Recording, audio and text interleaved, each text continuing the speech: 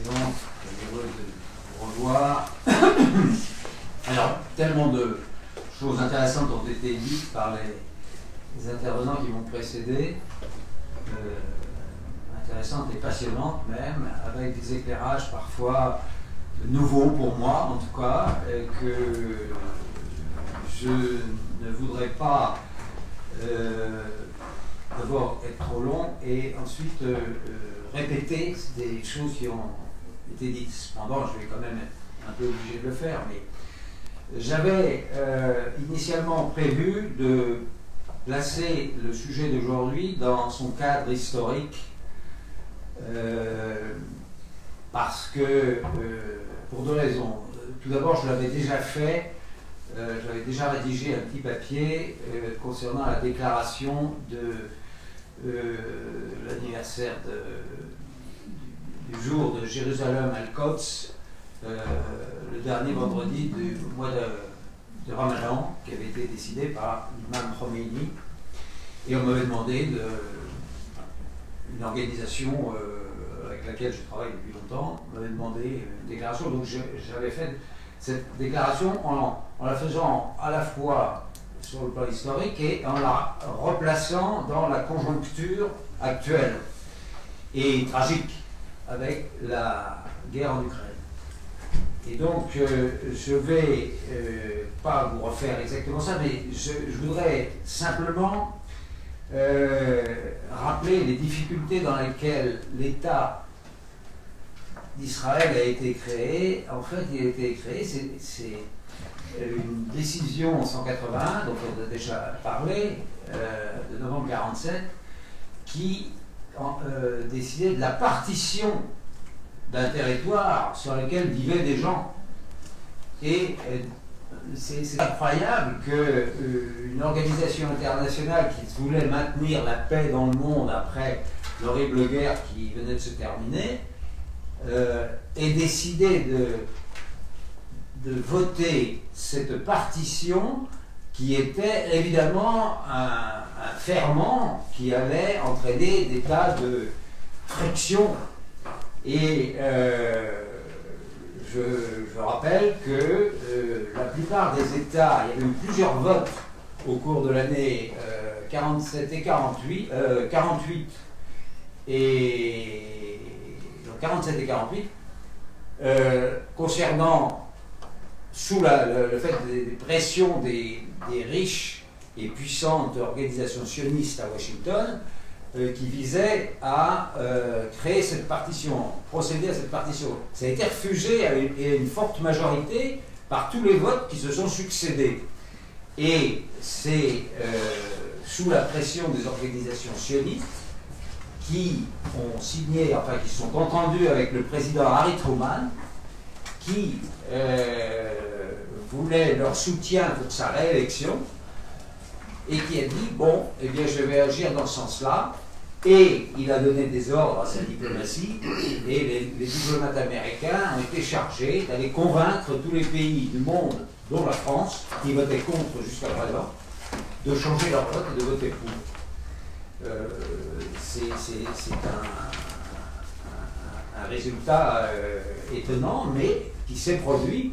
Et donc, le 29 novembre 1947, la résolution 181 a finalement été adoptée, entraînant donc la partition d'Israël.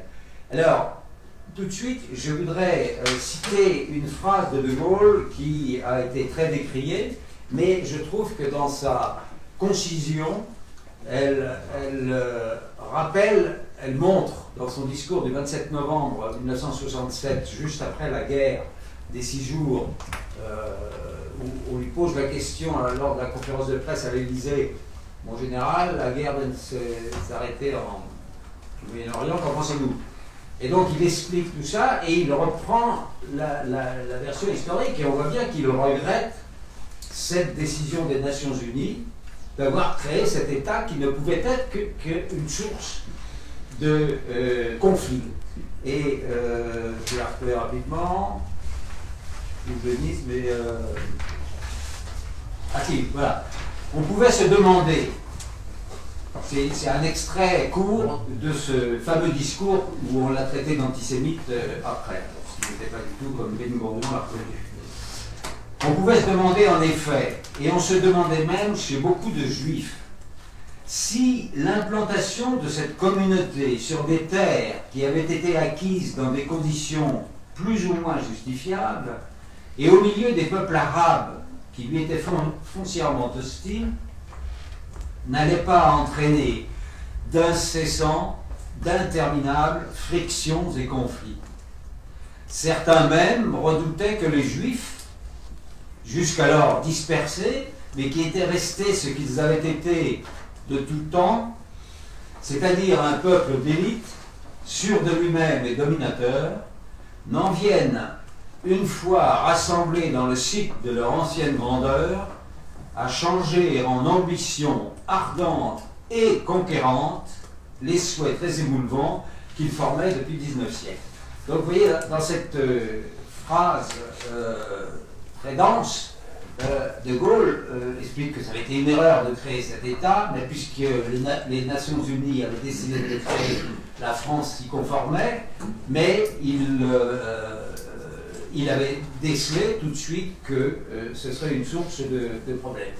Et il ajoutait plus loin dans son discours que Jérusalem, à cet égard, devait être, comme ça a été mentionné par les orateurs précédents lors de la décision 181, la résolution 181, devait avoir un statut international.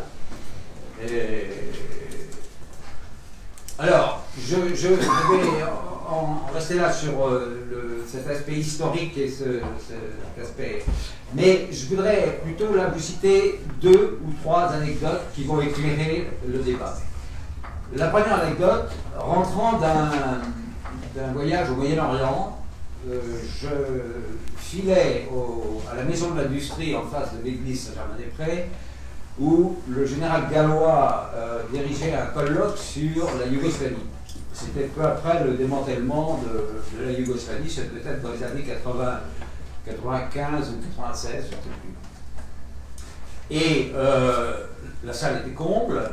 Moi, j'arrivais de l'aéroport directement, et je me mets dans le fond de la salle, et le général gallois me voyant, il ne parlait pas à ce moment-là,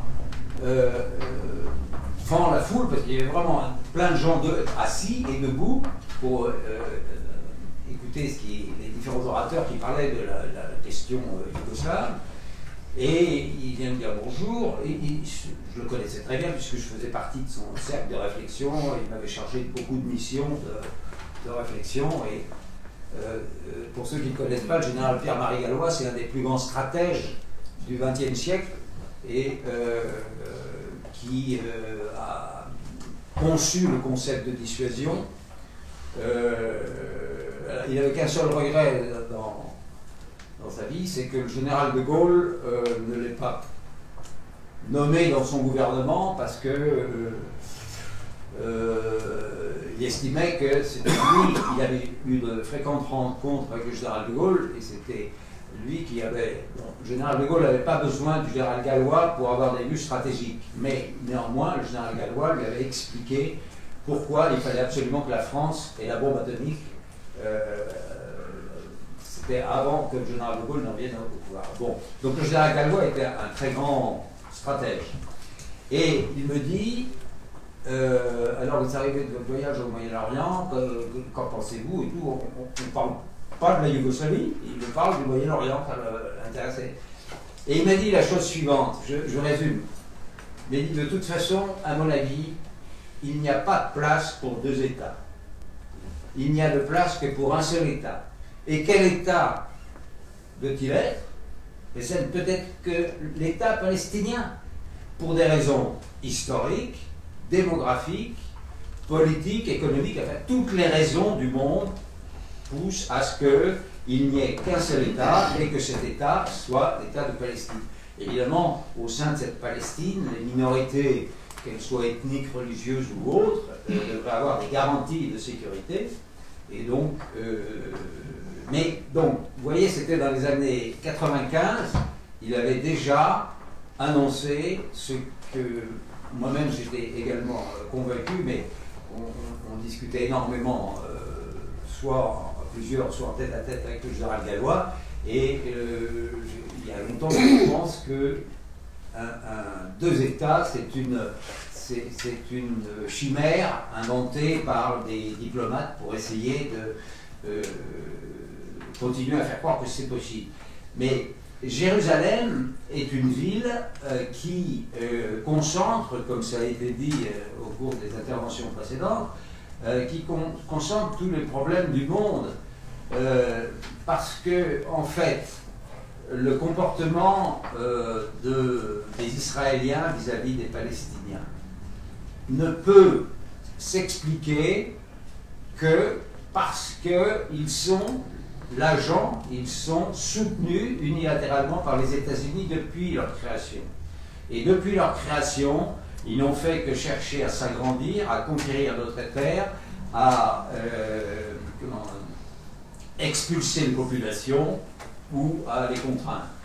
Et le comportement, encore jusqu'à aujourd'hui, d'Israël est une conséquence du soutien d'une nation qui est, il faut bien le reconnaître, la première nation du monde encore pour quelque temps, mais qui est hors la loi, enfin du moins qui ne s'occupe pas de la loi. La loi, c'est elle qui en décide. À cet égard, je trouve que les diplomates chinois, tout récemment, ont fait des déclarations remarquables, tout en restant dans le langage diplomatique, mais à la limite, quand ils ont dit que les États-Unis étaient les plus grands perturbateurs du monde, qu'ils mentaient, qu'ils faisaient... Enfin, il suffit de voir ce qui se passe actuellement en Ukraine, parce que derrière les mensonges de Zelensky et des Occidentaux, d'une manière générale, il y a bien sûr les États-Unis. Donc, je vais terminer, et je répondrai éventuellement après aux questions, mais je pense que la situation à Jérusalem n'est que la conséquence du fait que la première puissance mondiale jusqu'à maintenant, ce qui se passe actuellement en Ukraine est en train de bouleverser ces équilibres, mais jusqu'à maintenant c'est encore la principale puissance mondiale. On voit que l'Europe est à genoux devant elle et fait tout ce que les États-Unis lui commandent. N'est possible que grâce à ce soutien, mais que malgré cette énorme puissance américaine et donc israélienne par conséquence, on voit bien que la résistance s'est organisée depuis de nombreuses années, et surtout qu'elle a, enfin pas surtout, mais et en particulier qu'elle a eu des soutiens de plus en plus puissants maintenant dans le monde. L'Iran, le Hezbollah libanais, l'Irak maintenant, la Syrie bien sûr, mais c'est pas le tout, parce que il est certain que même si une puissance comme la Chine veut garder de bonnes relations avec Israël, il n'empêche qu'ils comprennent très bien la souffrance du peuple palestinien, parce que monsieur le professeur nous disait très bien que les dirigeants actuels de la Chine sont imprégnés de la pensée de... Alors, vous m'expliquerez un peu qui est Wang Zhu, mais c'est très intéressant, mais c'est pas Confucius. Non. Il n'est pas traduit du tout en anglais et en français, c'est tout. Voilà. Bon, on en parlera après, mais je sais aussi que la philosophie confucéenne imprègne énormément les dirigeants chinois. Et donc, on voit bien qu'ils sont, sont tout à fait...